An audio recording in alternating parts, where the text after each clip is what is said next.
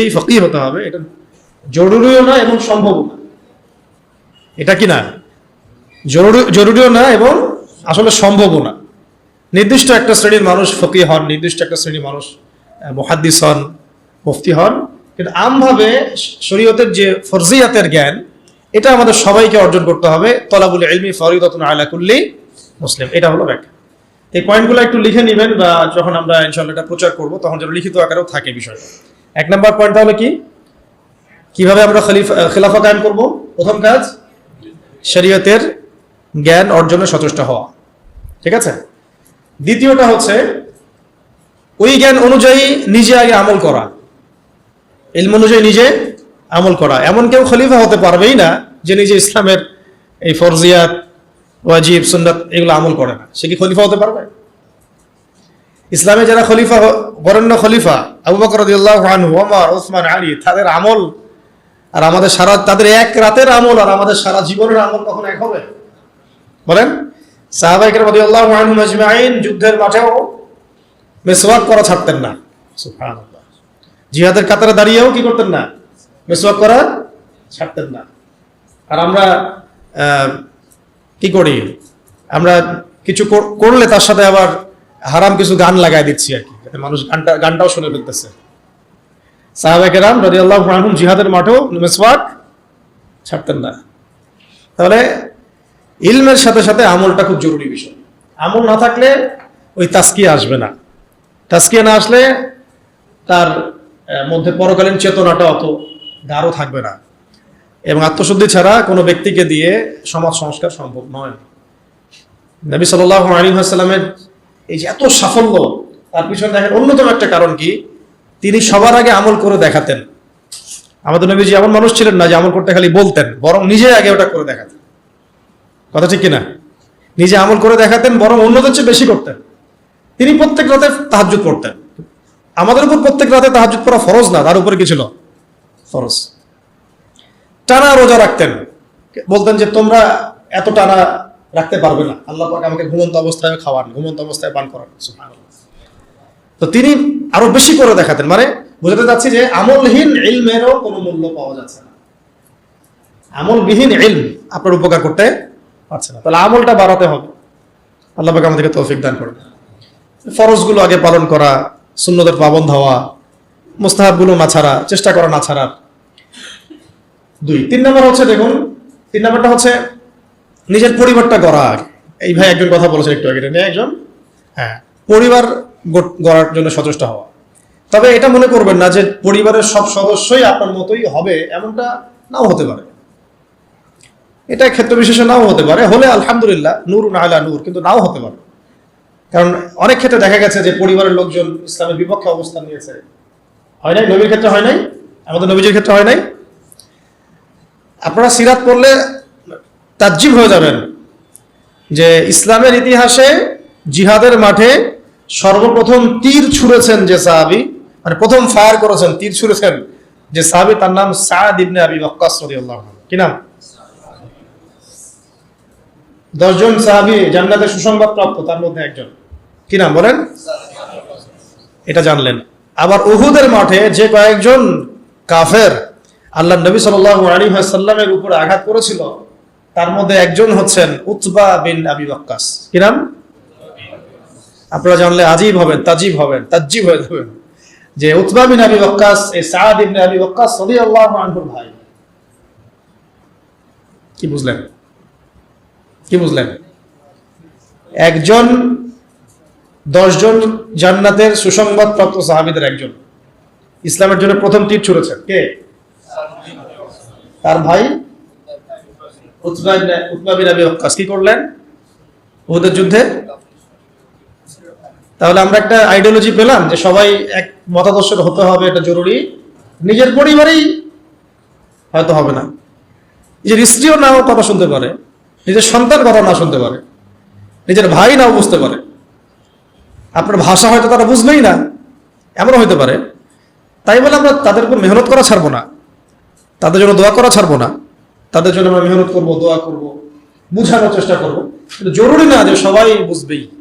তাহলে পরিবার গড়ার জন্য চেষ্টা করব, কিন্তু এটাও খেয়াল রাখবো যে সবার ভাগ্যে হেদায়েত নসিব নাও হতে পারে, এটা আল্লাহর পক্ষ থেকে আসবে। আল্লাহ পাক যাকে ইচ্ছা তাকে হেদায়েত দিতে পারে। 4 নম্বর পয়েন্টটা হচ্ছে সবার রিজিক হতে হবে হালাল। হারাম রিজিকের ব্যক্তি দিয়ে না হবে দাওয়াত, আর না জিহাদ, না খেলাফ। রিজিকে সুদ, রিজিক নোংরা, ঘুষ, দুর্নীতি, আত্মসাৎ, অন্যের সম্পদ আত্মসাৎ করছেন, নাউযুবিল্লাহ, এই বাজারে মাপে কম দিচ্ছেন, ইত্যাদি ইত্যাদি। তাহলে এই রিজিক খেয়ে কি ইলম অর্জন হবে, আর কি ইবাদত করা হবে, আর কি তাজকিয়া অর্জন হবে, এটা আপনি বুঝতে পারছেন। আর খিলাফত বহু দূরের কথা, তাই না? ওইটা তো চূড়ান্ত একটা স্টেজ, যে একদম বিশ্বের ক্ষমতা, রাজনৈতিক ক্ষমতা হাসিল করা। তাহলে আমাদের সব রিজিকটাকে হালাল করার চেষ্টা করতে হবে। এখন তো সুদের মাধ্যমে নোবেল পুরস্কার পায় মানুষ, তাই না? এটা হলো জাতিগত অবস্থা। তাহলে আপনি রিজিক হালাল কত টাফ বুঝতে পারছেন কিনা, কত কঠিন রিজিক হালাল হওয়া। আমরা পশ্চিমাদের কাছে গ্রহণযোগ্যতার মানদণ্ড বানাচ্ছি কোনো কোনো ক্ষেত্রে, অথচ আমরা ভুলে গেলাম যে সবচেয়ে গ্রহণযোগ্য সে ব্যক্তি যে আল্লাহর কাছে গ্রহণযোগ্য। কি আশ্চর্য! অং সান সুচি নোবেল পুরস্কার পেয়েছিল, মনে আছে আপনাদের? কিসে? পিস, শান্তিতে। যার হাতে আরাকানের বহু মুসলিম এবং অমুসলিম, শুধু মুসলিম না, মুসলিম অমুসলিম বহু মানুষের রক্ত লেগে আছে। কিসে নোবেল পুরস্কার পেয়েছে সে? এখন যদি আমি এই পুরস্কারের মানদণ্ডে তাকে যাচাই বাছাই করা শুরু করি, তাহলে আপনি একটু জাহেলে মোরাক্কাব, এবং না আপনি দিন বোঝেন, না দুনিয়া বোঝেন, না ইহকাল বোঝেন, না পরকাল বোঝেন। তো আল্লাহ পাকের কাছে যে মাকবুল সেই মাকবুল, আল্লাহ পাকের কাছে যে গ্রহণযোগ্য সেই গ্রহণযোগ্য। এই গ্রহণযোগ্যতার মানদণ্ড পশ্চিমাদের দর্শন নয়, বরং কোরআন এবং হাদিসের মূলনীতির আলোকে আমাকে বুঝতে হবে যে কে আল্লাহর কাছে গ্রহণযোগ্য হতে পারে। আফসোস এই বিষয়গুলোকে কেন্দ্র করে করতেই হয় যে আমরা এই বিষয়গুলো ভুলেই গেছি। এখন আমাদের চোখ দুনিয়া ছাড়া কিছুই বুঝে না। ভাবখানা এমন যে পশ্চিমাদের কোনো গ্রহণযোগ্য ব্যক্তি বা তাদের কোনো খাদেম আমাদের ত্রাণকর্তা হয়ে আসবে, উম্মাকে খেলাফার দিকে নিয়ে যাবে। ভাবখানা এরকম, আমাদের ভাবখানা এরকম। তো আমরা আল্লাহর বিরোধী, আল্লাহ পাকের বিধানের বিরোধী কোনো ব্যক্তিকে যদি মনে করি যে তিনি মুসা আলাইহিস সালামের ভূমিকায় এসে বনু ইসরাইলকে বাঁচায় নাজাতের পথ নিয়ে যাবে, এর চেয়ে বোকা কোনো জাতি হয়? আফসোস এগুলো আমাদের জন্য। তো আল্লাহ পাক আমাদেরকে হক বুঝার তৌফিক দান করেন। 4 নম্বর কটা হলো? 4টা। একটা কি ছিল বলেন তো? প্রথমটা এইটুকু আলোচনা মুখস্থ করে বাসা যাই, তাহলে আজকের আলোচনা সফল ইনশাআল্লাহ। শরিয়ার যত পারে গভীর জ্ঞান অর্জন করা। এবং সবাই তো ফকিহ মুহাদ্দিস মুফতি হতে পারবো না, কিন্তু একটা মানে ফরজিয়াতের জ্ঞানটা সবাইকে অর্জন করতে হবে, এটা ফরজ। এবং আমাদের পরিবারের সদস্যদেরকেও শেখাতে হবে। 2 নম্বর হচ্ছিল আমলটা বাড়ানো, ইলম অনুযায়ী আমলটা বাড়ানো। 3 নম্বরটা ছিল আমার পরিবারটাকে আগে গড়ে তোলার চেষ্টা করা। পরিবার না গড়ে উঠলে যে আমি বাইরে আবার দাওয়াতের কাজ করতে পারবো না বা খেলাফা মুভমেন্ট করতে পারবো না, বিষয়টা এমনও না।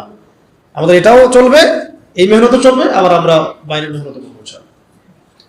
4 নম্বর হচ্ছে রিজিক হারাম যেন নিজের রক্তে না ঢুকে।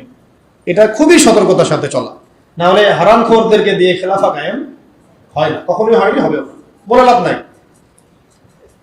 মানে যারা হারাম খাচ্ছেন, হারামের প্রতিষ্ঠা করছেন, সুদ, তারপরে ঘুষ, দুর্নীতি ইত্যাদি ইত্যাদি, এটাকে একটা সামাজিক সংস্কৃতি বানায় ফেলেছেন, তাদেরকে দিয়ে কোশ্চিন কালেও আল্লাহ পাকের জমিনে আল্লাহ পাকের বিধান প্রতিষ্ঠা করা সম্ভব, এবং তারা সেটা করবেও না কখনো। ওই চেতনাই তাদের মধ্যে আসবে না। 5 নম্বরটা হচ্ছে যে মাথার উপরে মুরব্বি রাখা। এটা মাথাটা ভালো করে ঢুকান। মাথার উপরে মুরব্বি রাখা, মুরব্বি বলতে বোঝাচ্ছি যারা শরীয়তের গভীর জ্ঞান অর্জন করেছেন, বড় বড় ওলামায়ে কেরাম, তাদের পরামর্শ নেওয়া। যে নিজেকেই মুরব্বি মনে করে সে পথভ্রষ্ট হইতে তার একদিন সময় লাগবে না। আমরা এখন অনেক ওলামায়ে কেরামের এক্সাম্পল দিতে পারবো, পাবলিকলি নাম বলতে যাচ্ছি না। শুধুমাত্র নিজেকে মুরব্বি মনে করার কারণে এবং তার মাথার উপরে কোনো মুরব্বি না থাকার কারণে মুহূর্তের মধ্যেই পদস্খলিত হয়ে গেছে। এমন হচ্ছে সকালে হয়তো মুমিন ছিল, বিকালে কুফরি কথা বলে ফেলছে। বিকালে হয়তো মুমিন ছিল, সকালবেলা উঠে মুনাফিকদের পক্ষে কথা বলে ফেলছে। ইসলাম বিপক্ষে কথা বলে ফেলছে, দালালি করে ফেলছে, কারণ মুরব্বীদের সাথে মাশওয়ারা করে নাই।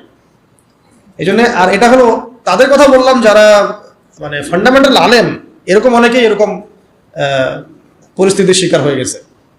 আর আমরা যারা আলেম না, জেনারেল শিক্ষিত মানুষ বা শরিয়াত অত বুঝি না, তারা যদি মুরব্বী মেনে না চলি, আমাদের কি অবস্থা হতে পারে?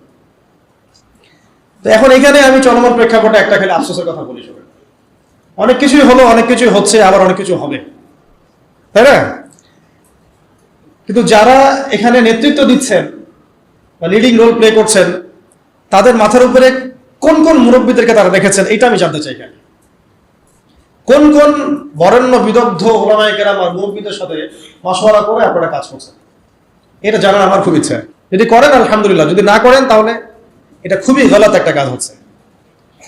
উচিত ছিল বরেণ্য ওলামায়ে কেরামদের সাথে মাশওয়ারা করা, পরামর্শ করা। ওলামায়ে কেরাম আপনার ঘরের দরজার সামনে যাবেন না, তো আপনাকে আসতে হবে ওলামায়ে কেরামের দরবারের সামনে। জ্ঞান কারো কাছে হেঁটে হেঁটে যায় না, আপনাকে জ্ঞানের কাছে আসতে হবে। আর বরেণ্য ওলামায়ে কেরামদেরকে ফেসবুকে পাবেন না তো এইভাবে। ফেসবুক, ইউটিউবে খালি সার্চ মারলেই তো হবে না যে কাদের ওয়াজ মানুষ বেশি শোনে আর কাকে মানুষ বেশি বড় আলেম মনে করে। নো, আপনাকে দেখতে হবে যে আলেমরা কাকে আলেম মনে করে, আমজনগণ কাকে আলেম মনে করে, এটা বড় কথা না।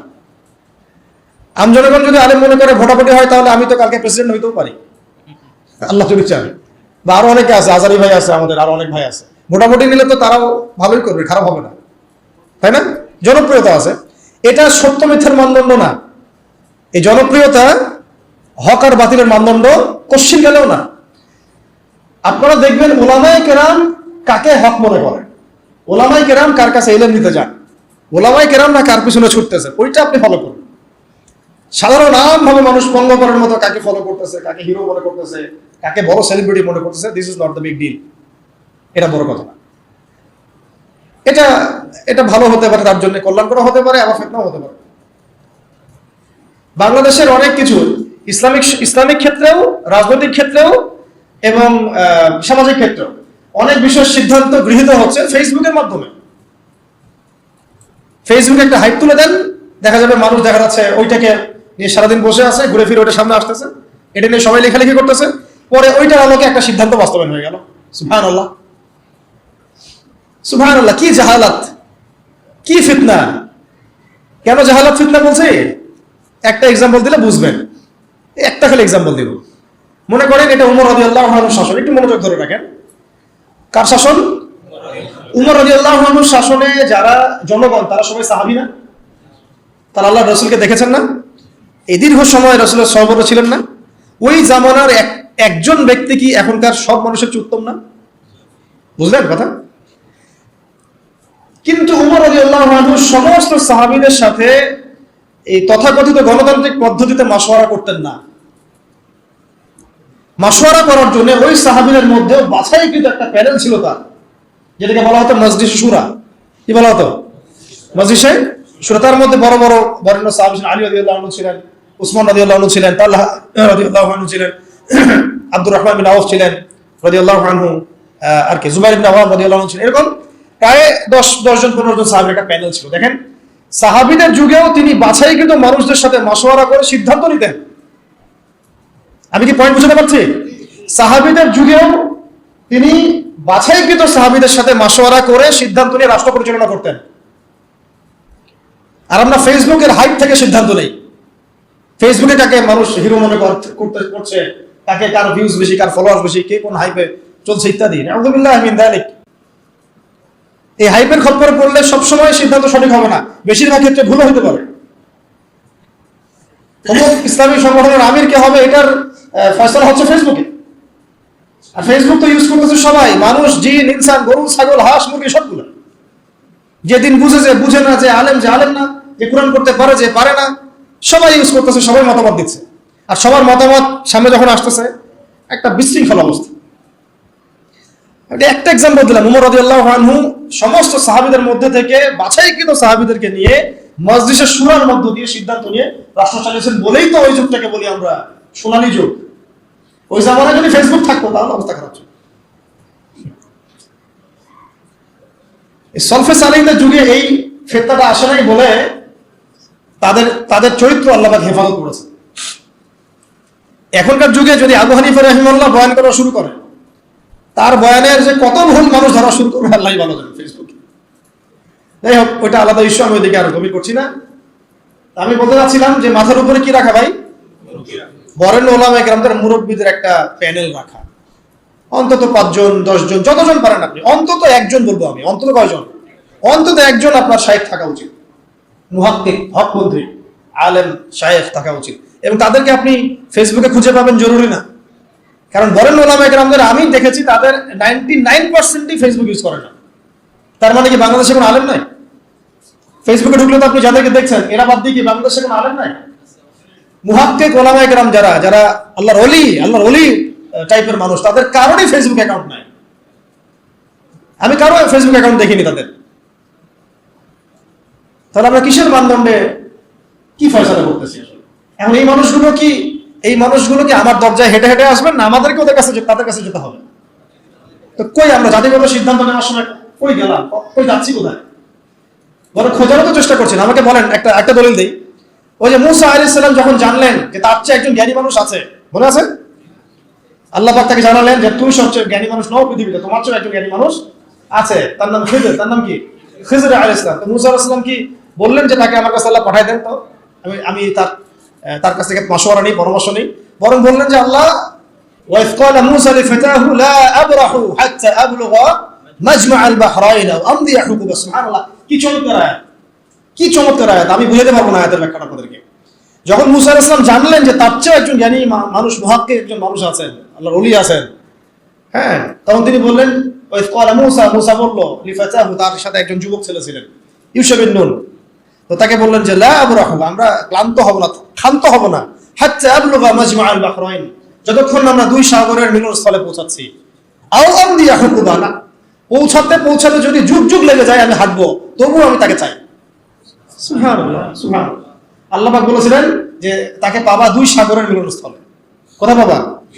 দুই সাগরের মিলনস্থলে, মাজমাউল বাহরাইন। মুসা আলাইহিস সালাম বলেন যুগ যদি হাঁটতেও হয়, হুকুবা শব্দ শোনেন নাই? 80 হুকুবা জাহান্নামে থাকতে হবে নামাজ না পড়লে। হুকুবা মানে একটা লম্বা সময় বোঝানো হয়। প্রয়োজনে আমি যুগ চলতে থাকবো, তবুও ওই মানুষের সহমত আমি চাই, ক্ষান্ত আমি হব না। সাথে নিলেন একজনকে, চলো। এই যে হাঁটাছুটি করলেন, চলতে কত বছর হাঁটতে হয়েছে আল্লাহই ভালো জানে। ওই সময় তো আর ফ্লাইট ছিল না যে এখন ল্যান্ড করে ফেললাম। তো এখানে দেখেন একটা বিষয় খেয়াল করেন যে জ্ঞানের কাছে যেতে হয়েছে, জ্ঞান হেঁটে তার কাছে আসে নাই। তাই আমাদের এই খিলাফা কনসেপ্টের জন্য অবশ্যই বরেণ্য ওলামায়ে কেরামদের সহবত এবং মাথার উপরে এই মুরব্বীদের পরামর্শ মাশওয়ারা লাগবে।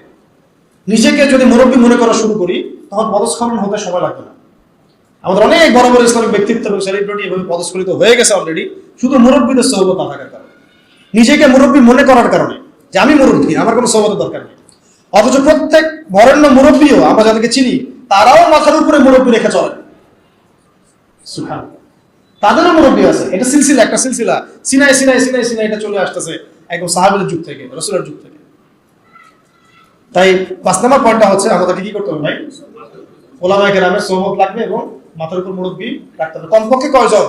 কমপক্ষে একজন। এটা আপনি সিলেক্ট করবেন কিভাবে? ফেসবুক থেকে দেখবেন ওলামায়ে কেরামগণ কাকে বড় মুহাক্কিক আলেম মনে করেন, এইভাবে সিলেক্ট করবেন, খুঁজে বের করবেন। তাদের সংখ্যা 1 জন হতে পারে, 10 জন হতে পারে, 100 জন হতে পারে। আমাদের মাশওয়ারার এই সুন্নতটাকে চালু করতে হবে। কয়টা হলো? 5টা। আচ্ছা, 6 নম্বরটা হচ্ছে যে আমাদের সবাইকে সিরাতুন নবী সাল্লাল্লাহু আলাইহি ওয়াসাল্লাম পড়তে হবে। কি পড়তে হবে ভাই? এক ভাই বলেছিলেন এই কথাটা মাঝখানে যে খেলাফত প্রতিষ্ঠা করা কি একটা ইবাদত নাকি দুনিয়াবি কাজ? বলেন তো, বলেন। তাহলে ইবাদত যদি হয় তাহলে এর তরিকা কার কাছ থেকে নিতে হবে? রাসূলুল্লাহ সাল্লাল্লাহু আলাইহি ওয়াসাল্লামের সুন্নাত থেকে, সিরাত থেকে। তাহলে আমরা যদি সিরাতের চর্চা না করি, সিরাত না পড়ি, না বুঝি, তাহলে আমরা এই খেলাফত প্রতিষ্ঠার পথ থেকে গেলেও ভুল করে ফেলতে পারি। নবীর তরিকা বাদ দিয়ে অন্য তরিকাকে আমল কবুল হবে? মনে হয় আপনাদের সাফল্য আসবে না। আচ্ছা, এটা মাথায় রাখেন। 7 নম্বর হচ্ছে, এটাও বলেছেন এক ভাই যে আমাদের সবাইকে ঐক্যবদ্ধভাবে সিদ্ধান্ত নিয়ে একজনকে আমির নিযুক্ত করতে হবে। কি করতে হবে? আমির তো নিজে বলবে না যে ভাই আমি আসো তোমরা আমার দলে, সে বলবে? যারা বুঝবান তাদের উচিত হবে উদ্যোগ নিয়ে খিলাফত প্রতিষ্ঠার সংগ্রামে বা এই মুভমেন্টে কোন একজন ভাইকে বা কোন একজন আলেমকে, কোন একজন বরেণ্য ব্যক্তিত্বকে আমির হিসেবে নির্ধারণ করা। এই কাজটা কাদের দায়িত্ব? তাহলে এটা আপনাদের দায়িত্ব। ওলামা ইকরামদের সাথে বসা, তাদের সাথে মশওয়ারা করা, কাকে করা যায় এটা নিয়ে একটা মুভমেন্ট করা, এটা আপনাদের দায়িত্ব। নেতা ছাড়া কোনো যুদ্ধ হয়, নেতা ছাড়া কোনো মুভমেন্ট হয়? আর সবাই যদি নিজেকে নেতা মনে করা শুরু করে তাহলে হবে? আর নেতা কয়জন হবে? 10 জন 20 জন না একজন? একটা মুভমেন্ট তখন সফল হবে যখন সেখানে একজন বরেণ্য, আল্লাহর কাছে কবুল একজন বান্দা, যিনি দায়িত্ব চেয়ে নিচ্ছেন না, চাচ্ছেন না যে আমাকে আমির করো, আমাকে আমির করো, বরং মানুষ বুঝে শুনে তাকে আমির করছে। এরকম কোন মানুষ যখন বিচক্ষণ বিদগ্ধ একজন আমির থাকবে মাথার উপরে, তখন এই মুভমেন্টটা সফল হবে ইনশাআল্লাহ। এটা হলো আমাদের কাজ। তাহলে আমির একটা বড় বিষয়, কারণ দেখুন সাহাবীরা একজন নেতার অধীনে নেতৃত্বে চলেছে, তাই না? সাহাবীর যুগের পরে আবু বকর রাদিয়াল্লাহু আনহুর সময় কে আমির ছিল? একজন। কয়জন? নাকি উমর রাদিয়াল্লাহু আনহু আমির, বাকিরা কি সবাই আমির? সবাই কি আলাদা আলাদা আমির? একজন আমির ছিলেন আবু বকর রাদিয়াল্লাহু আনহু। তারপরে উমর রাদিয়াল্লাহু আনহুর সময় কি একজন আমির না 10 জন আমির? উসমান রাদিয়াল্লাহু আনহুর সময়, আলী ইবনে আবি তালিবের সময় একজন। কিন্তু আমি একটা এক্সাম্পল দিয়ে বুঝালাম যে আমির যখন একজন থাকে তখন সমাজের শৃঙ্খলা বজায় থাকে। 10 জন ইমারতের দায়িত্ব যদি দাবি করে আমিও আমির, তুমি অমুক আমির, তুমি তমুক আমির, তাহলে বিশৃঙ্খলা সৃষ্টি হবে, তখন খিলাফত মুভমেন্টে পড়ে যাবে। 8 নম্বর হচ্ছে আমিরের হাতে বায়াত জরুরি। কি জরুরি? আমিরের হাতে হাত রেখে বায়াত নেওয়া জরুরি, শরিয়াতের তাজকিয়ার এবং জিহাদের এবং খেলাফত। বায়াতবিহীন কোনো ইমারত দাঁড়াতে পারবে না। কেন? কারণ আমরা যখন বরেণ্য ওস্তাদদের কাছে, মুরব্বীদের কাছে বায়াত করি, তখন কোনো ব্যবসা শুরু করার আগেও তার সাথে পরামর্শ করি যে আমি এটা করতে যাচ্ছি, ওস্তাদ কেমন হবে, ভালো বা আমি এটা শুরু করতে চাচ্ছি, আপনার মশওয়ারা চাচ্ছি, এই পরিস্থিতিতে আমাদের কি করা উচিত, মশওয়ারা চাচ্ছি। প্রত্যেকটা বিষয় তখন সে আমিরের উপর আমরা মশওয়ারা করেছিলাম। আর যখন আপনি বায়াতবিহীন, তখন আপনি যা ইচ্ছাই করতে পারেন, কারণ আপনি তো আনুগত্য করেননি আমার, বা আপনি তো সেই আমিরের আনুগত্য করেননি। তার কাছে আল্লাহ পাককে সাক্ষী রেখে তো আপনি তার হাতে হাত রেখে প্রতিশ্রুতি দেন নাই যে আমি আপনাদের সাথে আছি, আল্লাহর জন্য আমি আপনার এই মুভমেন্টে আছি এবং ইনশাআল্লাহ আমি এর জন্য আমার জানমাল ব্যয় করবো। আপনি তো কোনো প্রতিশ্রুতি দেন নাই, তাহলে আপনার দ্বারা গাদ্দারি হবে না, কোনো নিশ্চয়তা আছে? কোনো নিশ্চয়তা আছে? এই সুন্নত উঠে গেছে সমাজ থেকে। এটা শুধু এক শ্রেণীর আমরা ওই যে পীর মুরিদের সিলসিলার মধ্যে রেখে দিয়েছি, কিন্তু এটা যে রাষ্ট্রীয়ভাবে প্রযোজ্য ছিল, একটা আন্দোলনের ক্ষেত্রে প্রযোজ্য ছিল, একটা মুভমেন্টের ক্ষেত্রে প্রযোজ্য ছিল, জিহাদের ক্ষেত্রে প্রযোজ্য ছিল, এটা আমরা ভুলে গেছি। সাহাবীদের শোনেন, কোন সাহাবী নবীর কাছে বায়াত না করে মুসলিমই হতে পারে হয় নাই। যেই মুসলিম হয়েছেন হাতে হাত রেখে বায়াত করেছেন, করেন নাই ইসলামে বায়াত। তারপরে যখনই নবী সাল্লাল্লাহু আলাইহি ওয়াসাল্লাম কাউকে কোনো সারিয়া অভিযানে পাঠিয়েছেন বা কোনো গাজওয়ায় পাঠিয়েছেন বা উনি নিজেও গিয়েছেন, তখন সবার আগে জিহাদের বায়াত হয়েছে। এমনকি ওই হুদাইবিয়ার সন্ধির সময়ও যখন খবর ছড়িয়ে পড়লো উসমান রাদিয়াল্লাহু আনহুকে হত্যা করা হয়েছে, ওইখানেও ওই গাছের নিচে বায়াত হয়েছে যে আমাদের হাতে অস্ত্র নাই, তাতে কি, তবু উসমানকে ছাড়া নিয়ে আসবো, না হলে যুদ্ধ হবে। বায়াতবিহীন কোনো জিহাদ হয় না, মনে রাখবেন। বায়াতবিহীন কি হয় না? একা একা আপনি কিছুই করতে পারবেন না।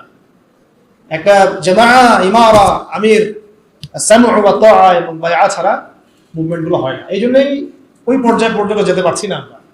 আর যারা দেখেন ওই পশ্চিমা শক্তির মরল, নাম না হয় নাই বললাম, ওই রাষ্ট্রের নামও নিতে ইচ্ছা করে না আমার, তাদেরকে যে পিটিএ বের করছে খোরাসান থেকে, 20 বছর ধরে মাইক দিছে, তাদের মধ্যে এই সুন্নতগুলো ছিল। আমির ছিলেন, ইমারা ছিল, জামাআ ছিল, ঐক্য ছিল, বায়াত ছিল। এইটা আমাদের মধ্যে উঠে গেছে, এটা জরুরি। বায়াত কটা হলো? এটা আমির লাগবে, বায়াত লাগবে এবং অনুসারী লাগবে। 9 নম্বর কি লাগবে? অনুসারী লাগবে। অনুসারীদের কর্তব্য হচ্ছে সামি'না আতা'না, সামি'না আতা'না, শুনলাম মানলাম, শুনলাম মানলাম।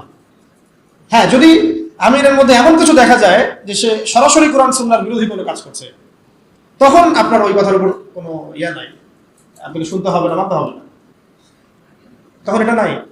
যেমন আবু বকর রাদিয়াল্লাহু আনহু যখন খলিফা হয়েছেন, আপনারা একটু এটা গুগলে সার্চ করলেও পাবেন, কিতাব না খুললে গুগলেও পাবেন। যখন তিনি খলিফা হয়েছেন তখন জাতির উদ্দেশ্যে একটা ভাষণ দিয়েছেন। কত মিনিটের ভাষণ জানেন? কত সেন্টেন্সের ভাষণ? 4 থেকে 5টা সেন্টেন্সের ভাষণ। পুরো জাতির উদ্দেশ্যে ভাষণ দিচ্ছেন খলিফা হওয়ার পরে। কত সেন্টেন্সের? 4 থেকে 5টা বাক্যের ভাষণ।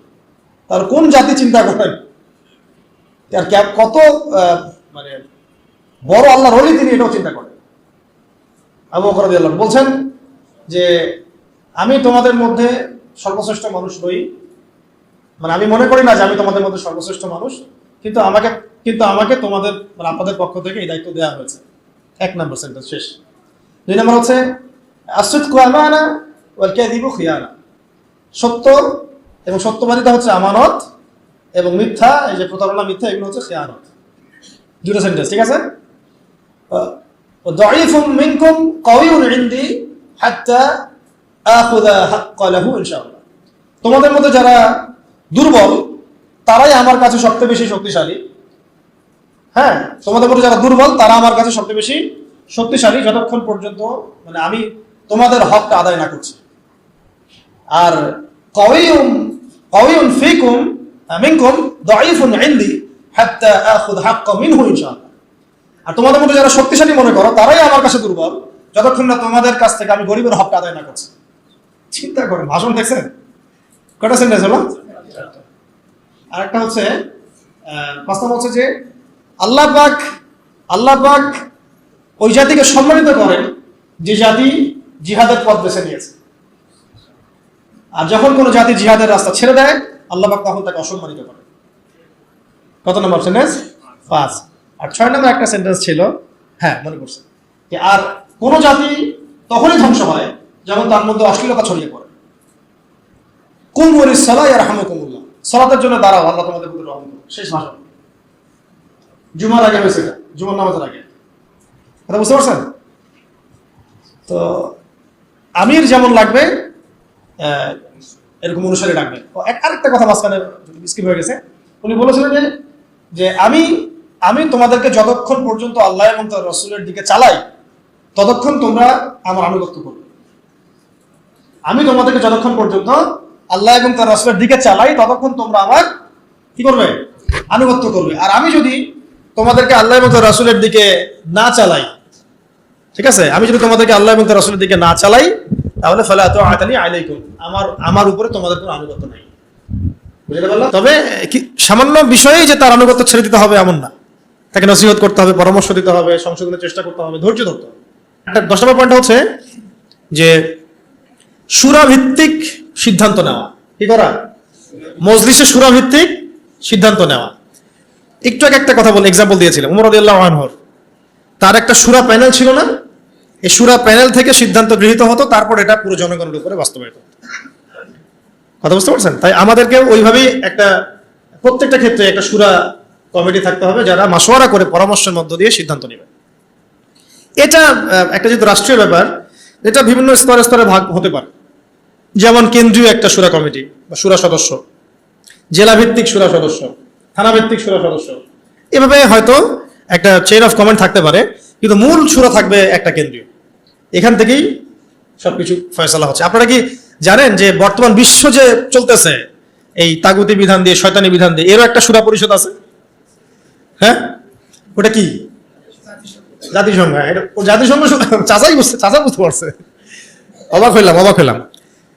জাতিসংঘ না, জাতিসংঘের সাধারণ পরিষদ না, কিন্তু জাতিসংঘের সিকিউরিটি কাউন্সিল। দুটা ওখানে প্যানেল আছে, কিন্তু একটা সাধারণ পরিষদ, একটা হচ্ছে কি সিকিউরিটি কাউন্সিল। তো সিকিউরিটি কাউন্সিল থেকে সিদ্ধান্ত গৃহীত হয় যে কি হবে না হবে, কোথায় কি করবো আমরা। কে জানে বাংলাদেশ নিয়ে ওরা কি প্ল্যান করতেছে, আল্লাহ ভালো জানে। প্ল্যান তো করতেছে, কোথায় কি। শোনেন, এটা তো কিছুই না, বাংলাদেশ তো ছোট রাষ্ট্র একটা, দুর্বলই বলা যায় বিশ্বের প্রেক্ষাপটে। আরবের 8-10টা রাষ্ট্রকে 2-3 বছর 4 বছরের ব্যবধানে আরব বসন্তের স্লোগান দিয়ে পুরাই চেঞ্জ করে ফেলে দিছে। এটা এমন এক দাজ্জালীয় শক্তি। দাজ্জাল তো মানুষের রূপে আসে নাই, অনুসারী তো ওরা তৈরি করে রেখে দিছে। আপনারা হাদিস পড়েন, আমরাও পড়ি। আগে একভাবে বুঝতাম, যতদিন যাচ্ছে আল্লাহ পাক অন্যভাবে বোঝার তৌফিক দিচ্ছেন, আলহামদুলিল্লাহ।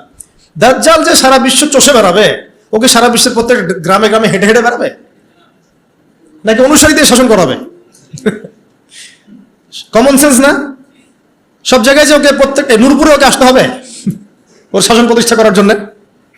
ওর কোন এজেন্ট থাকলেই যথেষ্ট। আবার ভালো দিক দিয়ে দেখেন, ওমর রাদিয়াল্লাহু আনহু খেলাফতের সময় তিনি কি পুরো বিশ্বের সব জায়গায় ঘুরে ঘুরে বেরিয়ে শাসন করেছেন?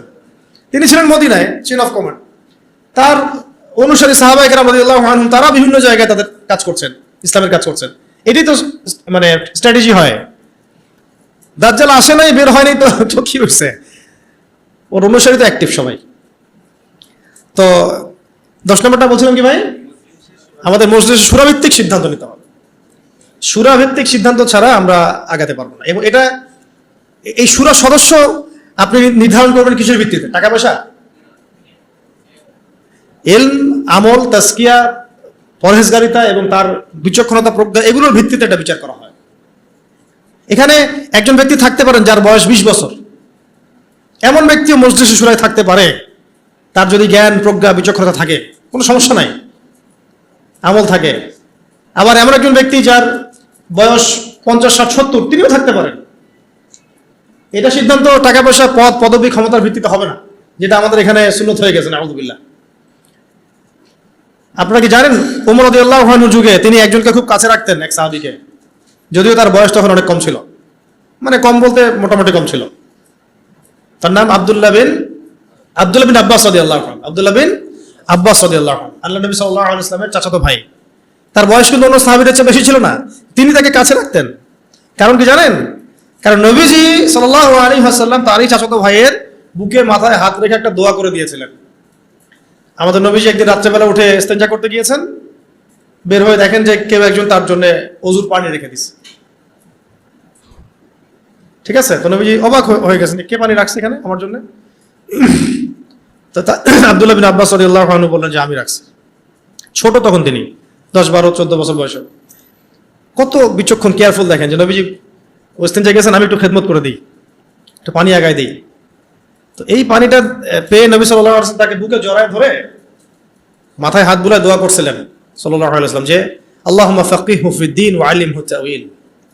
আল্লাহ আপনি তাকে দ্বীনের গভীর বুঝ দান করেন এবং তাকে এই যে কোরআনের এগুলোর ব্যাখ্যা বিশ্লেষণ করার তৌফিক দান করেন। তিনি হয়েছেন পরবর্তীতে রাইসুল মুফাসসিরিন, সমস্ত মুফাসসিরদের সর্দার যাদেরকে বলা হয় তার মধ্যে একজন হচ্ছেন আব্দুল্লাহ বিন আব্বাস রাদিয়াল্লাহু আনহু। তার বয়স তখন কম, তারপরেও উমর রাদিয়াল্লাহু আনহু তাকে কাছে বসে রাখতেন, পরামর্শ নিতেন, আয়াতের ব্যাখ্যা জানতে চাইতেন। উমর রাদিয়াল্লাহু আনহু কি কম জানেন? হ্যাঁ, উমর রাদিয়াল্লাহু আনহু কি কম জানেন? তারপরেও তিনি তাকে এইভাবে খাতির যত্ন করতেন, যাতে যদি কোনো ভুল কিছু না হয়, মানে ভুল কিছু যেন না হয় তার কাছ থেকে জেনে নেওয়া, যদিও তার বয়স কম।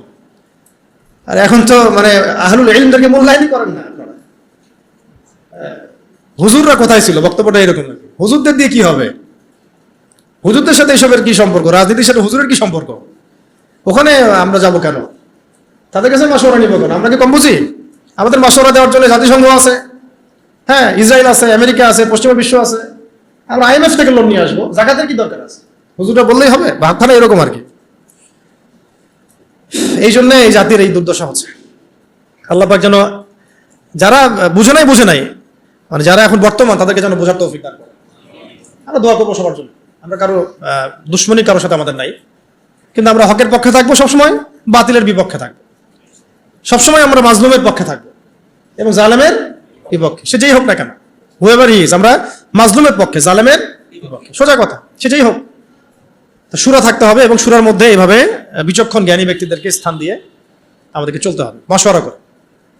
আরো আছে, যতগুলো বলা যায়, মাথায় যতগুলো আসে। এক ভাই বলেছিলেন তাজকিয়ার কথা, আত্মশুদ্ধি খুব ইম্পর্টেন্ট জিনিস। নিজের মধ্যে নিজের অন্তর যদি পবিত্র না হয়, আত্মশুদ্ধি মানে হচ্ছে নিজের নফসটাকে পবিত্র করা।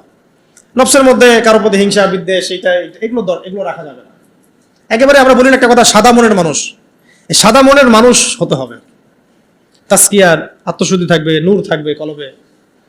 এগুলো আবার শুধুমাত্র বই পড়ে বা আমল করে আসে না, এটার জন্য মুরব্বী লাগে, আল্লাহর ওলিদের সোহবত লাগে। তখন দেখবেন যে আপনি অনেক কিছু, অনেক জ্ঞান এমনভাবে অর্জন করছেন যেটা আপনি 20 বছর পড়াশোনা করেও পান নাই, যেটা আপনি 20 মিনিটে পাচ্ছেন, 20 দিনে পাচ্ছেন, 20 বছরও পাচ্ছেন না।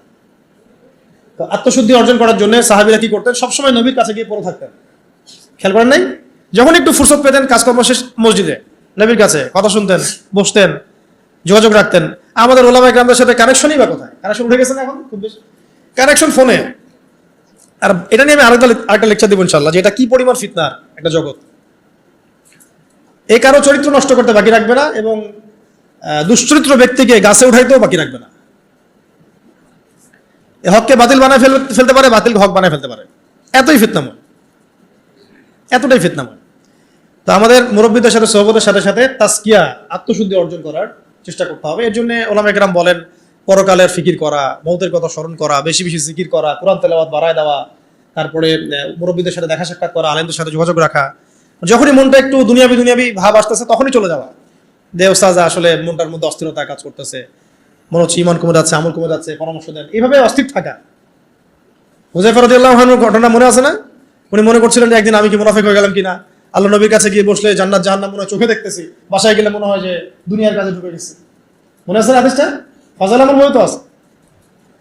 তো তখন তারা দৌড় দিয়ে আবার নবীর কাছে আসলেন, ইয়া রাসূলুল্লাহ বাসায় গেলে এমন লাগে, আপনার কাছে থাকলে এমন লাগে।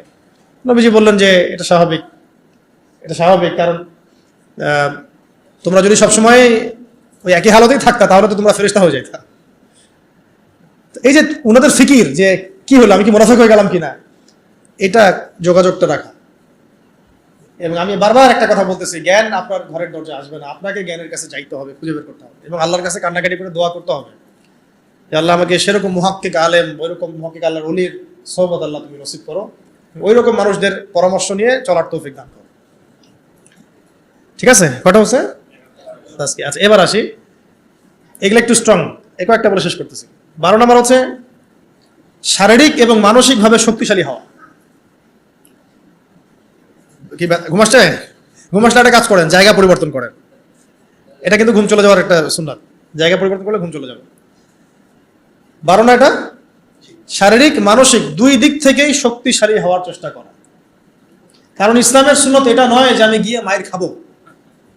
জিহাদের মাঠে সাহাবীরা কখনো এই উদ্দেশ্যে যান নাই যে গেছি আমাকে মারো আমি শহীদ হয়ে যাবো, এইভাবে যান নাই তারা কখনো। বরং গিয়েছেন এই উদ্দেশ্যে যে আমি কাফেরের গর্দান উড়াই দিব। এবং সেই প্রস্তুতি, সেই প্রিপারেশন, সেই ফিজিক্যাল স্ট্রেংথ, তার প্রশিক্ষণ, এদাত, এগুলো তাদের ছিল। ওইটা এমন যুগ ছিল যখন প্রত্যেক ঘরে ঘরে জন্ম থেকেই মানুষ এগুলো শিখত। তীর নিক্ষেপ করা, তরোয়াল চালানো, কুস্তি ইত্যাদি ইত্যাদি, এগুলো জন্ম ছোটবেলা থেকেই মানুষ এগুলো শিখত। এখন তো এটা মানে সব ঘরে ঘরে নাই, আলাদা করে আমরা প্রশাসনিক বাহিনী তৈরি করেছে। এটা হচ্ছে জনগণকে নিরস্ত্রীকরণ করে দেওয়ার একটা প্রক্রিয়া। কিন্তু যাদেরকে প্রশিক্ষিত করছি তারা আবার পশ্চিমাদের দাসত্ব করতেছে, ওদের সেবার আশায় বসে আছে। একটা জাতিসংঘের মিশনকে তারা মনে করতেছে জান্নাতের টিকিট পেয়ে গেছে। নাউযুবিল্লাহি মিন যালিক, তাই না? একটা মিশনের জন্য আপনি কোনো কোনো ক্ষেত্রে মুজাহিদ ভাইয়ের বুকে গুলি চালাই দিচ্ছেন। আল্লাহ পাক আপনাদেরকে বোঝার তৌফিক দান করেন। এটাকে এদাত বলে, শরীয়তের ভাষায় কি বলে? এদাত মানে হচ্ছে মানে শারীরিক মানসিকভাবে শক্তিশালী হওয়ার চেষ্টা করা। অ্যাটলিস্ট আপনার ফিজিক্যাল এক্সারসাইজগুলো করা, মার্শাল আর্টস শেখা, বা তারপরে সেলফ ডিফেন্স শেখা। এখন তো আর ওই পরিবেশ নাই যে সবাই ওইসব অস্ত্র চালানো শিখতে পারবে, এটা তো সবার ক্ষেত্রে প্রযোজ্য হচ্ছে না। কিন্তু অ্যাটলিস্ট মেন্টালি এবং ফিজিক্যালি স্ট্রং থাকার চেষ্টা করা। কারণ এটা সুন্নত নয় যে আমি গিয়ে মায়ের খেয়ে চলে আসবো। সাহাবেরা এই উদ্দেশ্যে জিহাদের মাঠে যান নাই, বরং গিয়েছেন কোন উদ্দেশ্যে? যে আমি মারবো, যদি আল্লাহ পাক আমার ওখানে শাহাদাত লিখে রাখেন তাহলে সেখানে আমার শাহাদাত হবে না। 313 জন নিয়ে যখন আমরা 1500 জনকে হারাচ্ছি, তার মানে কি বুঝতে পারতেছেন? তারা কি ফিজিক্যালি এবং সামরিক দিক থেকে দুর্বল ছিলেন? আলী রাদিয়াল্লাহু আনহু একাই তিনি 10-20 জনের জন্য যথেষ্ট ছিলেন। উমর ইবনে খাত্তাব একাই 10 জনের জন্য যথেষ্ট ছিলেন। হামজা রাদিয়াল্লাহু আনহু যেদিন শাহাদাত বরণ করেছেন উহুদের দিন, ওই দিনও তিনি এমন ভাবে যুদ্ধ করেছেন যে তাকে হত্যা করেছিল ওই দিন, তার নাম ওয়াহশী। নাম কি মনে আছে? ওয়াহশী। তাকে চুক্তি করা হয়েছিল যে যদি তুমি শুধু দূর থেকে তাকে বল্লম নিক্ষেপ করে হত্যা করবে, এতটুকুই তোমার কাজ, তোমাকে মুক্ত করে দেওয়া হবে। আমরা বলবো রাদিয়াল্লাহু আনহু, কারণ তিনি পরবর্তী ইসলাম কবুল করেছিলেন। এবং এই ওয়াহশী রাদিয়াল্লাহু আনহুর হাতে আবার মুসাইলামা কাযযাব মারা গেছে। তারও অবদান এখানে, আল্লাহ পাক তাকে জীবনটা ঘুরাই দিচ্ছেন। আল্লাহ পাক তাকদীরের মালিক, দেখেন কিভাবে আল্লাহ পাক জীবন ঘুরাই দেন। বলতে চাচ্ছি যে যেদিন হামজা রাদিয়াল্লাহু আনহুকে এইভাবে শাহাদাত বরণ করতে হয়েছে, শহীদ করা হয়েছে, ওই দিন ওয়াহশী নিজের মুখেই বলেছিল, সিরাতের মধ্যে আছে যে আমি অনেকবার চেষ্টা করছিলাম যে কোন দিক থেকে তাকে আক্রমণ করা যায়, কিন্তু তার সামনে যাওয়ার সাহস আমার হচ্ছিল না, কারণ সে সাদা জামা পরে উড়ন্ত বাজ পাখির মতো যুদ্ধ করতেছিল, সামনেই কেউ যেতে পারতেছিল না। হামজা রাদিয়াল্লাহু আনহু এত বড় বীর ছিলেন। পরবর্তীতে তিনি বলেন যে আমি পাথরের আড়ালে লুকিয়েছিলাম, পিছন দিক থেকে আমি তাকে দূর থেকে বর্ষা নিক্ষেপ করেছিলাম, যেটা তার নাভির নিচ দিয়ে এদিক দিয়ে বের হয়ে গেছিল। বর্ষা ঢুকে যাওয়ার পরেও ওয়াসি বলছেন, পরেও তিনি ঘুরে আমাকে আক্রমণ করার জন্য চেষ্টা করছিলেন, কিন্তু তাকে সময় তার সাথী দেয় না, সময় তাকে সাথ দেয় না, পড়ে গেছেন তিনি। তো মানে যখন বর্ষা ঢুকে গেছে তখনও তিনি তরল উঁচু করে মারার জন্য চেষ্টা করেছিলেন, কিন্তু শেষ মুহূর্তে পারেন। এই ঘটনাটা নিজের মুখে ব্যাখ্যা করেছেন ওয়াহশী। যখন মক্কা বিজয় হয়ে গেছে না, তখন নবী সাল্লাল্লাহু আলাইহি ওয়াসাল্লাম সবাইকে মাফ করে দিয়েছেন, সবাই ইসলাম কবুল করতে আসছেন, ওয়াহশীও আসছেন, মানে বেলাল রাদিয়াল্লাহু আনহু তাকে ধরে নিয়ে আসছেন, আরে এখন ইসলাম কবুল করো, নাহলে তোমরা করতে পারবা, আর কেউ বাঁচাতে পারবে না তোমাকে। তখন আল্লাহ নবী তাকে জিজ্ঞাসা করেছেন যে কাইফা কাতালতা, কিভাবে হামজাকে হত্যা করেছিল তুমি? তখন তিনি নিজের মুখে বিবৃতি দিয়েছেন। এটা শুনে নবী সাল্লাল্লাহু আলাইহি ওয়াসাল্লাম নবী হিসেবে বায়াত নিয়েছেন তার ইসলামের জন্য, কিন্তু আরেকটা স্টেটমেন্ট তিনি দিয়েছিলেন যে যদি তোমার চেহারাটাকে আমার সামনে থেকে দূরে রাখতে পারো তাহলে সেটাই করো। এই কথাগুলো, এ ধরনের কোনো স্টেটমেন্ট যদি আমরা দিই অনলাইনে, মানুষ বলবে অহংকার প্রদর্শন করছে। এগুলো গায়রাত, এগুলো ব্যক্তিত্ব। ইসলামের বীর সেনা হামজাকে তুমি হত্যা করেছো, সে আমার চাচা ছিল, খুব মানে মহব্বতের চাচা, দুধ ভাই। কষ্ট পেয়েছেন তিনি, এটা শুধু তাই না, তার লাশকে চিরে ফেলা হয়েছে, কলিজা ছিঁড়ে খাওয়ার চেষ্টা করা হয়েছে, পারে নাই। এটা আসলে তাকদীর। পরবর্তীতে আল্লাহ রাব্বুল আলামিন তাকে তৌফিক দিয়েছেন, তার হাতে আবার মুসাইলামা কাযযাব, মহামিথ্যাবাদী ভণ্ড নবী, তার মানে খালাস। একইভাবে তিনি মুসাইলামা কাযযাবকে হত্যা করেছেন, দূর থেকে পল্লব নিক্ষেপ করে একেবারে জান বাজি রেখে। তারপরে তিনি বলছেন একটা স্টেটমেন্টে যে আজকের পর থেকে আমি মুসলিম সমাজের মধ্যে হাঁটবো, কেউ আমাকে কাতিল হামজা বলবে না। আজকের পর থেকে আমি মুসলিম সমাজের মধ্যে হাঁটবো, কেউ আমাকে বলবে না যে হামজার কাতিল, বলবে সে হচ্ছে মুসাইলামা কাযযাবের কাতিল। ভাই দেখো, একটা কথা বলে ফেলি মাঝখানে, আমাদের সমাজে এই যে কাদিয়ানী মুভমেন্ট চলতেছে, এরা এই যুগের মুসাইলামা কাযযাব। এরা কি এই যুগের মুসাইলামা কাযযাব? যদি আমরা দেখি যে ওরা এখন আবার ওদের মতবাদ প্রচারে স্বাধীনতা পাচ্ছে, আমরা এটা চরমভাবে প্রতিবাদ করবো ইনশাআল্লাহ। এবং উত্তরবঙ্গ জুড়ে এদের কার্যক্রম তো বেশি, আপনারা তো জানেন। এদেরকে যেখানে পাবেন সেখানে শায়েস্তা করবেন, জ্ঞান দিয়ে, জবান দিয়ে, আদর্শ দিয়ে, সব দিক দিয়ে। এদের সাথে কোনো উঠা বসা চলাফেরা করবেন না, মুআমালাতি করবেন না, কোনো ব্যবসা বাণিজ্য করবেন না। 13 নম্বরটা নোট করেন, সেটা হচ্ছে ওই যে এক ভাই বলেছিলেন যে জনসচেতনতা তৈরি করা, খুবই ইম্পর্টেন্ট টপিক এটা পয়েন্ট। কারণ বাংলাদেশের মানুষ নামাজ বুঝে, খেলাফত বুঝে না। বাংলাদেশের মানুষ রোজা রাখা ফরজ বুঝে, ইসলামী খেলাফত, শরিয়া, আইন এগুলো বুঝে না, তাই না বিষয়টা? বাংলাদেশের মানুষ কোনো ক্ষেত্রে এখন পর্দাও বুঝতেছে, পর্দা করা উচিত, ফরজ, যাকাত দেওয়া উচিত, ইসলামী শাসন কায়েমের বিষয়টা তারা বুঝে না। বরং তাদের মধ্যে অনেক সন্দেহ কাজ করে যে আসলে এটা করলে আবার মানে পশ্চিমারা আমাদের উপর তেড়ে আসবে কিনা, আমাদের স্বাধীনতা হস্তক্ষেপ করবে কিনা, তাই না?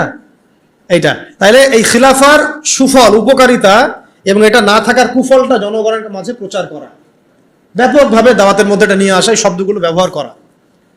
এবং এর বাইরে বিপরীতে যে তাগুতি সিস্টেম, যে so called democracy, so called secularism, communism, so called nationalism, এগুলো যেভাবে আমাদের ক্ষতি করতেছে, ইসলামী শরীয়তের পথে বাধা হয়ে দাঁড়াচ্ছে, এটা মানুষের সামনে স্পষ্ট করা। মানে এক কথা পয়েন্ট হচ্ছে জনসচেতনতা তৈরি করা, খেলাফার পক্ষে তৈরি করা। কয়টা হলো? 13। 14 হচ্ছে অমুসলিমদেরকে বোঝানো, অমুসলিম ভাই বোনদেরকেও এটা বোঝানো বা জানানো যে খিলাফার আন্ডারে তারাই সবচেয়ে বেশি সিকিউর থাকতে পারবে। কারণ একটা প্রশ্ন ওঠে খেলাফার কথা আসলে, যে খেলাফা হলে কি এটা মৌলবাদী রাষ্ট্র হয়ে যাবে কিনা, হিন্দুদের উপর অত্যাচার হবে কিনা, এই হবে কিনা, সেই হবে কিনা। এটা সম্পূর্ণ একটা মিথ্যা বানোয়াট বোগাস কথা। উমর রাদিয়াল্লাহু আনহু খেলাফত কালে কোন অমুসলিমের উপরে যাররা পরিমাণ কোনো অত্যাচার হয়েছে? বরং আমরা দেখি এখনকার গণতান্ত্রিক সিস্টেমগুলোতে এগুলো হচ্ছে, এবং এই ইস্যুগুলোকে মানুষ রাজনৈতিক হাতিয়ার বানাচ্ছে না, সুবিধা হাসিলের জন্য ইস্যু সৃষ্টি করতেছে। বাংলাদেশে, আল্লাহ না করুক, বাংলাদেশে যদি কেউ চক্রান্ত করে, আল্লাহ পাক এই সব চক্রান্ত থেকে আমাদেরকে হেফাজত করেন, দোয়া করি, যে এই হিন্দু ভাই বোনদেরকে যদি কিছু মানুষ আঘাত করা শুরু করে, তাহলে বাংলাদেশের প্রতি সবার আগে কে তেড়ে আসবে বলেন তো দেখি? ওকে বসে থাকবে? আমরা না হয় আমাদের ভাইদেরকে ফিলিস্তিনে মারলে আগাই না, সিরিয়াতে মারলে আগাই না, আগাইতে পারি না, বা পাশের দেশ আরাকানে মারলেও আমরা আগাইতে অনেকে পারি না। তাই বলে কি খ্রিস্টানরা পারে না, চাইনিজরা পারে না, ইন্ডিয়ানরা পারে না? ওরা কিন্তু ঠিকই আসবে। আপনি বাংলাদেশের মাটিতে যদি কোনো আমেরিকানকে কখনো মারতেন বা মারেন, নাউজুবিল্লাহ, না এটা করতে বলতেছি না, তাহলে দেখেন পুরো শক্তি নিয়ে এসে আপনাকে হামলা করবে না? কোন ইহুদিকে যদি আপনি বাংলাদেশে হত্যা করেন, তাহলে পুরো ইসরায়েল আপনার বিরুদ্ধে যুদ্ধ ঘোষণা করবে না? কিন্তু মুসলিমদেরকে সারা বিশ্বে মেরে ফেললে আমরা ওইটা করতে পারি না, বা ওইটা চেতনা আমাদের মধ্যে কাজ করে না। তো এইটা আমি পয়েন্টটা এখান থেকে বলতে চাইলাম যে হিন্দু ভাই বোনদের উপর যদি কেউ অত্যাচার করে, তখন কিন্তু এটাকে একটা বড় গ্লোবাল ইস্যু বানায় পার্শ্ববর্তী যে হিন্দু রাষ্ট্রগুলো আমাদের আশপাশে আছে সবাই এখানে হস্তক্ষেপ করার চেষ্টা করবে। তখন গৃহযুদ্ধ লাগাই দেওয়ার চেষ্টা করবে, ওই যে গুজরাটের মতো, হায়দ্রাবাদের মতো। আর গৃহযুদ্ধ যেখানেই লাগবে সেখানেই যে রাষ্ট্র আসবে তার নাম হলো আমেরিকা। যেখানেই দেখবে যে গৃহযুদ্ধের মতো কোনো পরিবেশ, ও আসে বলবে যে আমার এখানে শান্তি কায়েম করতে হবে, গণতন্ত্র কায়েম করতে হবে, তাই আসছি আর কি। তখন আরেক নতুন সিরিয়ার জন্ম হইতে পারে, নাউযুবিল্লাহ। এটা না হোক, আমরা তাই দোয়া করি, কিন্তু এটা একটা ইন্টারপ্রিটেশন যেটা হয়েছে বিশ্বে, এরকম ঘটনা কিন্তু ঘটেছে। এর আলোকে, অভিজ্ঞতার আলোকে কথাটা বললাম যে অমুসলিম ভাই বোনদেরকে এটা নিশ্চিত করা, বুঝানো যে খিলাফা রাষ্ট্র কোনো মৌলবাদী কনসেপ্ট না, মানে ওদের বক্তব্য অনুযায়ী এটার মধ্যে প্রত্যেক অমুসলিমের অধিকার শতভাগ নিশ্চিত থাকবে, বরং বর্তমান প্রচলিত পদ্ধতি চাইতে বেশি থাকবে। তারা তখন আমাদের জিম্মি, একজন জিম্মিকে হত্যা করলে সে জান্নাতের ঘ্রাণও পাবে না, এমন হাদিস আছে। তারা আমাদের জিম্মেদারিতে থাকবে, তারা আমাদের জিম্মি মানে কি, তারা আমাদের জিম্মেদারির মধ্যে থাকবে, ওদের জানমাল হেফাজত করা আমাদের দায়িত্ব তখন। তো হাদিসে আসছে কেউ যদি এমন কোনো জিম্মিকে হত্যা করে, তাহলে সে তো জান্নাতে যাচ্ছে না, জান্নাতের ঘ্রাণও পাবে না। তাহলে এটা কঠিন না? তো এই সচেতনতা তৈরি করা, এটা খুব ইম্পর্টেন্ট একটা কাজ। তাই একজন বললেই হবে না, আপনাদের সবাইকে এখন থেকে কথার মধ্যে এই বিষয়গুলো আনতে হবে যে শুধুমাত্র নামাজ, রোজা, হজ, জাকাত এই বিষয়গুলোই ইসলাম নয়, বরং ইসলামিক শাসন প্রতিষ্ঠা করার জন্য আমাদের চেষ্টা করতে হবে।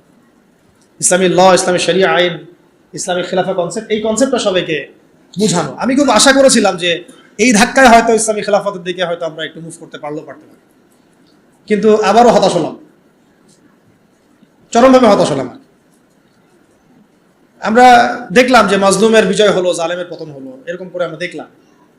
ইতিহাসে হয়েছে, ফেরাউন ধ্বংস হয়েছে, নমরুদ ধ্বংস হয়েছে, কিন্তু আমরা যেন ওই ফেরাউনের কবল থেকে নিষ্কৃতিপ্রাপ্ত ওই উদ্ধত বনু ইসরায়েলের মতো হয়ে না যায়। আল্লাহ বুঝতে পারছেন কথা?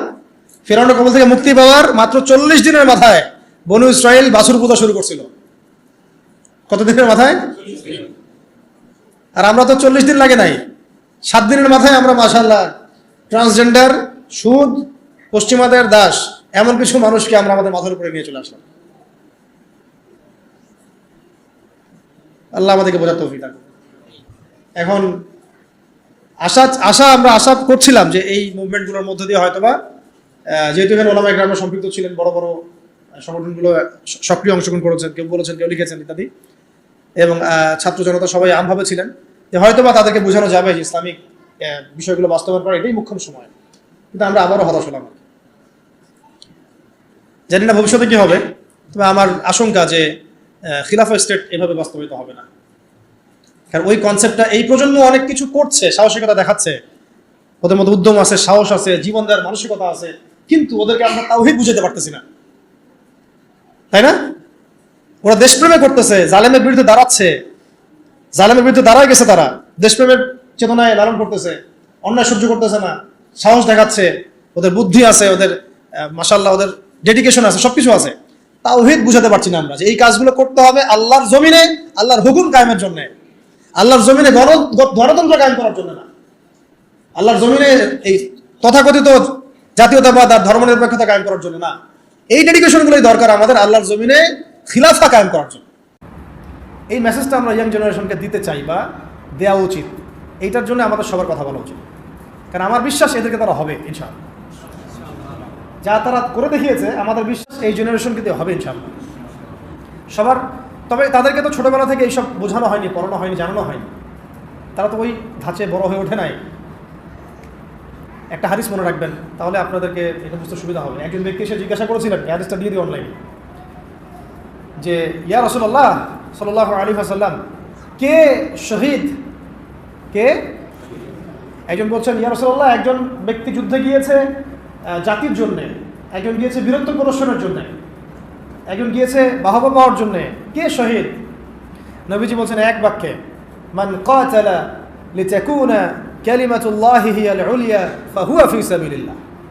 যে ব্যক্তি শুধুমাত্র আল্লাহর জমিনে আল্লাহর কালিমার পতাকা সমুন্নত করার জন্য যুদ্ধে গিয়েছে, শহীদ হয়েছে, ওইটাই আল্লাহর রাস্তা, ওইটাই শহীদ। এটা শহীদের সবচেয়ে বড় স্তর। হ্যাঁ, অবশ্যই মাজলুম যারা জালেমের বিরুদ্ধে দাঁড়িয়েছে তারাও ইনশাআল্লাহ শহীদ, ইনশাআল্লাহ তারাও শাহাদাতের মর্যাদা পাবে ইনশাআল্লাহ। নবীজি এই হাদিসের মধ্যে এইভাবে বলেছেন, মান কাতালা লিতাকুনা কালিমাতুল্লাহি হিয়াল উলিয়া ফাহুয়া ফি সাবিলিল্লাহ। যে ব্যক্তি আল্লাহর জমিনে আল্লাহ পাকের পতাকাটা, মানে কি পতাকা বলতে এখানে কি বোঝাচ্ছে? শরিয়া, আল্লাহর দিন, খেলাফা, এটা কায়েম করার জন্য জিহাদ করে, যুদ্ধ করে, অতঃপর শহীদ হয়, এটা হলো আল্লাহর রাস্তায়। অবশ্যই যে কোনো জালেমের বিরুদ্ধে দাঁড়িয়ে যদি শহীদ হয় সে শহীদ হবে। অত্যাচারী শাসকের সামনে দাঁড়িয়ে যদি হক কথা বলে, তাকে যদি হত্যা করে ফেলে সেও শহীদ হবে ইনশাআল্লাহ। অনেক স্তর আছে, এটা সর্বোচ্চ স্তর। আর সাহাবীরা কিন্তু এই চেতনাতেই যুদ্ধে গিয়েছেন। সাহাবীরা কি ভাষার জন্য যুদ্ধে গিয়েছিলেন? সাহাবীরা কি মানে কি বলবো, দুনিয়াবি কোনো স্বার্থে যুদ্ধে গিয়েছেন, জিহাদে গিয়েছেন? তারা শুধু আল্লাহর দিন কায়েমের জন্য জিহাদে গিয়েছে। অন্য কোনো স্বার্থ ছিল? এমনকি তাদেরকে এই স্বার্থও ছিল যে যুদ্ধে জয় হলে আমি গনিমত পাবো অনেক। হ্যাঁ, এই নিয়ত ছিল, যুদ্ধ জয় হলে আমি অনেক গনিমত পাবো, সম্পত্তি হবে, আমাকে সবাই বীর বলবে, ইত্যাদি ইত্যাদি। এরকম কোনো একটাই লক্ষ্য উদ্দেশ্য নিয়ে তারা ঝাঁপিয়ে পড়েছেন, সেটা হচ্ছে আল্লাহর জমিনে আল্লাহর তাওহীদ, লা ইলাহা ইল্লাল্লাহ, এই কালিমা যেন প্রতিষ্ঠিত হয়। এবং আল্লাহর কালিমা প্রতিষ্ঠা হওয়া মানে আল্লাহ পাকের শাসন, আল্লাহ পাকের বিধান, খেলাফা, এটা যেন বাস্তবায়ন হয়ে যায়। মানে এক কথায়, আমার কথা এক কথা, জমিন আল্লাহর, হুকুম চলবে আল্লাহ, সহজ কথা শেষ। এই জমিন কার? আল্লাহর জমিন, বিধান চলবে কার? আল্লাহর। আল্লাহর জমিন, শাসন চলবে কার? এখানে শাসক হচ্ছে আল্লাহর প্রতিনিধি, শাসক জনগণের কাছে মুখাপেক্ষী না। এখানে শাসক কার প্রতিনিধি? আল্লাহর প্রতিনিধি। আল্লাহকে রাজি খুশি করার জন্য সে জনগণকে ভালো রাখবে, জনগণের কাছে বাহবা পাওয়ার আশায় না, যে আমি আপনাদের জন্য এটা এটা করতেছি, আপনারা আমাকে ভালো বলবেন, এই নিয়েতেও না, বরং আল্লাহ তুমি দেখো আমি তোমার দেওয়া দায়িত্ব পালন করতেছি। কেন ওমর রাদিয়াল্লাহু আনহু রাতের অন্ধকারে ঘুরে বেড়াতেন আর মানুষের দুঃখ দুর্দশা দেখতেন? কেন তিনি দেখলেন যে একটা চুলার মধ্যে এক মা রান্না করতেছেন, খাবার নাই, নিজে গিয়ে বাইতুল মাল থেকে নিজের কাঁধে করে নিয়ে এসে তিনি তাদেরকে দিলেন? কি উদ্দেশ্যে? ওই মায়ের কাছে কোনো বাহবা পাওয়ার উদ্দেশ্যে? ওই বাচ্চাদের কাছে কোনো বাহবা পাবেন এই উদ্দেশ্যে? ভালো বলবেন এই উদ্দেশ্যে? দুনিয়াবি কোনো স্বার্থে? কোশ্চিনকালেও না। শুধু এক আল্লাহকে খুশি করার জন্য এবং তার ভয়ে যে আমার আন্ডারে যদি কোনো ব্যক্তি জুলুমের শিকার হয় তাহলে তো আল্লাহ পাক আমাকে ধরতে পারবে, আর আমি যদি তার এই দুঃখ দুর্দশা দূর করে দেই, আল্লাহ পাক আমার দুঃখ দূর করে দিবে, সন্তুষ্ট হবে। এখানে একটা মারাত্মক পয়েন্ট আছে যেটা আমরা মিস করতেছি। তরুণ ভাইদেরকে বলবো, নিয়াত ঠিক করে নাকি, আপনি কোন নিয়াতে এবং কি উদ্দেশ্যে লড়াই করছেন এবং সংগ্রাম করছেন। অবশ্যই জালেমের বিরুদ্ধে দাঁড়িয়ে যাওয়াটা অনেক বড় একটা সওয়াবের কাজ এবং এটা বিশাল মর্তবা, কিন্তু কাজ এখানে শেষ নয়। কাজ শেষ হবে কখন? যখন আল্লাহ পাকের জমিনে আমরা আল্লাহর খেলাফত বাস্তবায়ন করতে পারবো। আমার কথা কি বুঝতে পারতেছেন আপনারা? তাই আমরা এই সচেতনতা তৈরি করব এবং তরুণ ভাইদেরকে বুঝাবো, তাদের পর্যন্ত বার্তা পৌঁছানোর চেষ্টা করব। এরপর যদি তারা না বুঝে আবার ঘুরে ফিরে সেই পশ্চিমাদের ট্র্যাপে পড়ে যায়, তাহলে আফসোস করা ছাড়া আমাদের কিছু করার নেই। তখন আল্লাহি, তখন এই হাজার হাজার শহীদের রক্তের সাথে গাদ্দারি হয়ে যাবে, হবে না? তখন আল্লাহি, আল্লাহর কসম, এই হাজার শহীদের সাথে গাদ্দারি হয়ে যাবে। তারা তো পশ্চিমাদের সেবাদাস হওয়ার জন্য রক্ত দেয় নাই। আমাদের ভাইরা যারা জীবন দিল কয়দিন আগে আপনারা দেখলেন, তারা কি পশ্চিমা কোনো গোষ্ঠীর দাস হওয়ার জন্য রক্ত দিয়েছে? তারা স্বাধীনতা চেয়েছে। স্বাধীনতা মানে কি? আমি বুক ফুলায় সিংহের মতো চলবো আমার দেশে এবং আল্লাহর পাকের ইবাদত করব, কেউ আমাকে কিছু বলবে না, অমুসলিমরা নিরাপদে থাকবে, আমরা ওদের কোনো ক্ষতি করবো না, এবং আমরা আল্লাহ পাকের জমিনে আল্লাহ পাকের বিধানগুলো বাস্তবায়ন করব, ওই আলোকে আমরা দেশ শাসন করবো। এটা উদ্দেশ্য না? এই উদ্দেশ্য যদি বাস্তবায়িত না হয় তাহলে আমরা তাদের সাথে অনেক বড় গাদ্দারি করে ফেলবো। কোন মুখ নিয়ে আমরা তাদের সামনে কিয়ামতের মাঠে দাঁড়াবো এটাও ভাবতে হবে, আমাদের চিন্তা করতে হবে। সেদিন যখন দেখা হবে তাদের সাথে, তারা তো আমাদেরকে প্রশ্ন করবে যে আমরা তো রক্ত দিয়ে আসলাম, তোমরা আবার সুদী মহাজনকে কেন মাথার উপরে বসাইলাম? আমরা তো এই জন্য রক্ত দিই নাই, আমরা তো আল্লাহ পাকের জমিনে আল্লাহ পাকের দাসত্বের জন্য রক্ত দিয়েছিলাম।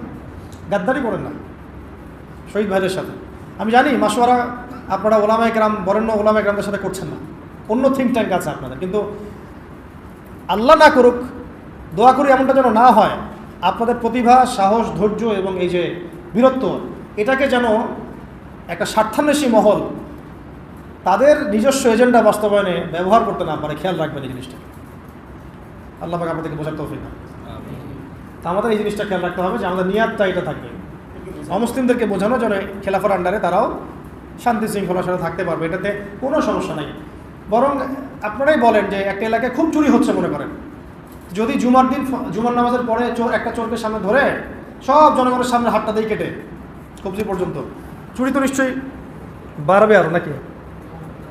চুরি কি তখন বাড়বে সমাজে না কমবে? এই যে চুরি করলে যে চোরের হাত কাটতে হয়, বলেন তো আমাদের দেশের কত পার্সেন্ট মুসলিম এই আকিদাটা পোষণ করে? বা যারা এখন মানে আমাদের উপরে নিচে ডানে বামে আছে, তারাও কি মনে করে যে এটা একটা ইসলামী শরিয়া, এটা এটা করা উচিত? বরং বেশিরভাগই মনে করে এটা তো একটা মৌলবাদী বিষয় হয়ে যাবে, পশ্চিমারা আবার আমাদেরকে তেড়ে আসবে ইত্যাদি ইত্যাদি, তাই না? বলবো যে এটা তো কি ফান্ডামেন্টাল রাষ্ট্র হয়ে গেছে।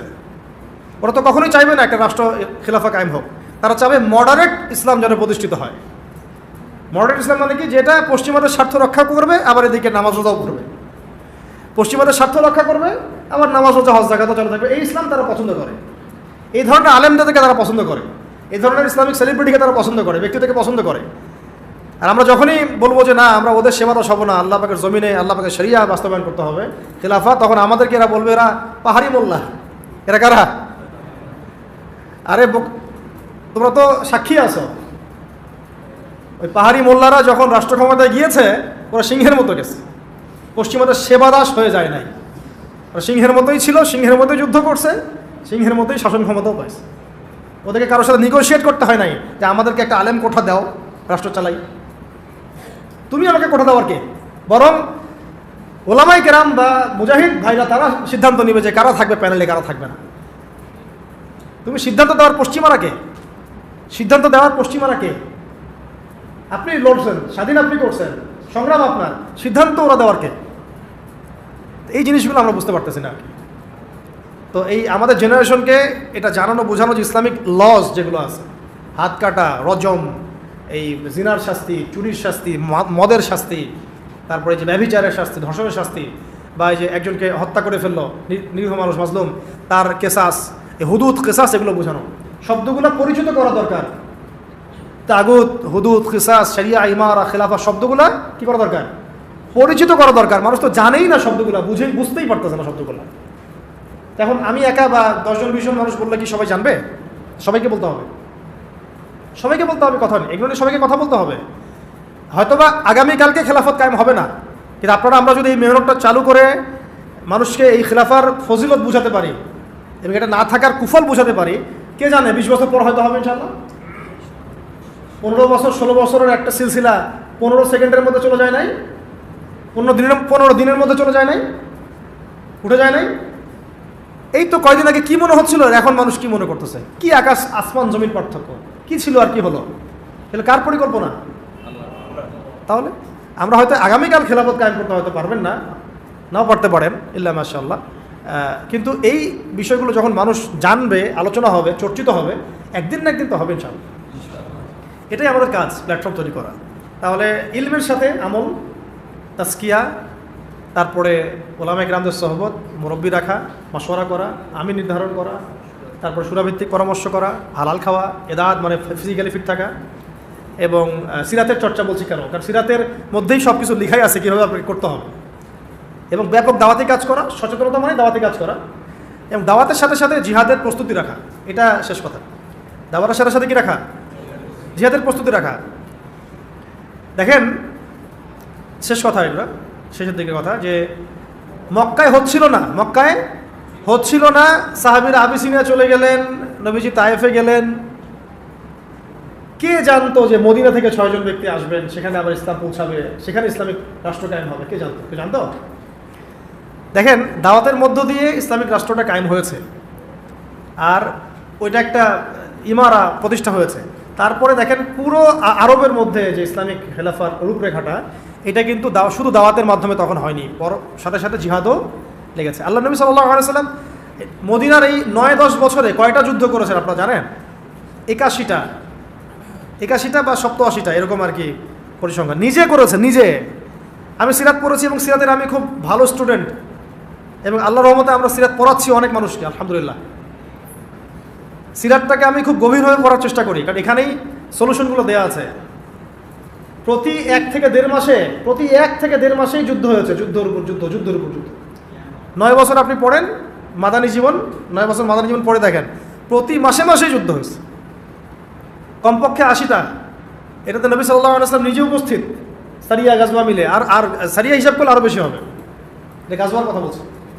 তো ওইটার প্রিপারেশন রাখা, তো এটা পরবর্তী স্টেপ। আগে স্টেপগুলো আমাদেরকে সাজিয়ে নিয়ে এই পুরো ছকটাকে মাথার মধ্যে রেখে এখন আমাদের মৌলিক কাজ হচ্ছে সবাইকে খিলাফা কনসেপ্টটা বোঝানো, সচেতনতা তৈরি করা, এর সুফলগুলো তুলে ধরা, এবং অমুসলিমদের যে ভীতি কিছু আছে, ইসলাম সম্পর্কে নেগেটিভ কিছু ধারণা আছে, এগুলোকে দূর করানো, এবং একটা জামা ফর্ম করে ফেলা। জামা মানে একটা প্ল্যাটফর্ম ফর্ম করা যারা খিলাফা মুভমেন্ট নিয়ে সামনে কাজ করবে ইনশাআল্লাহ। এবং এটা অবশ্যই মুরব্বীদের পরামর্শে সুরাভিত্তিক, এবং যারা যারা যারা এখানে নিজের জানমাল উৎসর্গ করার জন্য প্রস্তুত থাকবেন তাদেরকে অবশ্যই জ্ঞানী হতে হবে, আমলদার হতে হবে, তাসকিয়া অর্জন করবেন এবং ধৈর্য ধরবেন। কী করবেন? ধৈর্য ধরবেন। এটা একদিনের কোনো মেহনত না, একদিনে হবে না। যেটা একদিনে হয় সেটা একদিনই টেকে, যেটা মেহনত করে অর্জিত হয় সেটা অনেক দিন টেকে ইনশাআল্লাহ। তো আমি মনে হয় যথেষ্ট বলেছি এই বিষয়টা। আজকে এইগুলো আমি স্কিপ করলাম, ইনশাআল্লাহ কোনো সপ্তাহে আমরা দার্সে এগুলো আলোচনা, এই প্রশ্নগুলোর উত্তর দিয়ে দেবো ইনশাআল্লাহ তাআলা। তো সর্বশেষ কথা হচ্ছে, আমরা আজকের আলোচনা যা শিখলাম, দ্বীনের ব্যাখ্যা, ইসলামের ব্যাখ্যা, ইসলামের রাজনৈতিক দর্শন, খিলাফা কনসেপ্ট, এর উপকারিতা, কীভাবে প্রতিষ্ঠা করব, রূপরেখা কেমন হবে, এগুলো নিয়ে কিছুটা আলোচনা করার প্রয়াস আজকে আমরা পেয়েছি। সব আলোচনা হয়তো আসে নাই, আরও একদিনে আসবেও না, আরও সেশন লাগবে ইনশাআল্লাহ। ঠিক আছে? আল্লাহ পাক আমরা সবাইকে আল্লাহ পাকের জমিনে আল্লাহর দ্বীন প্রতিষ্ঠা করার তৌফিক দান করুন। জমিন আল্লাহর শাসন চলবে, জমিন আল্লাহর বিধান চলবে, এই কনসেপ্টের নামই ইসলামী খিলাফা। সহজ কথা এটা, আল্লাহর জমিন শাসন চলবে আল্লাহর জমির বিধান চলবে আল্লাহর। আমরা এখানে আল্লাহর প্রতিনিধি মাত্র, আমরা আল্লাহ পাকের খলিফার ফাংশনই হচ্ছে খিলাফা কায়েম করা। আর খিলাফা হচ্ছে ইসলামের রাজনৈতিক দর্শন। এর বাইরে যা আছে এগুলো সব কিছুই বাতিল। সাময়িক কিছু উপকারিতা দিতে পারে, কিন্তু এটা কখনোই মুসলিমদের স্বাধীনতা অর্জনের একমাত্র মাপকাঠি বা মানদণ্ড কখনোই হতে পারে না। আর এটাকে যারা স্বাধীনতা মনে করে, এরা দিনে দুপুরে জেগে জেগে স্বপ্ন দেখতেছে। আল্লাহ পাক এই ঘোরটা কাটায় দেন, আমিন।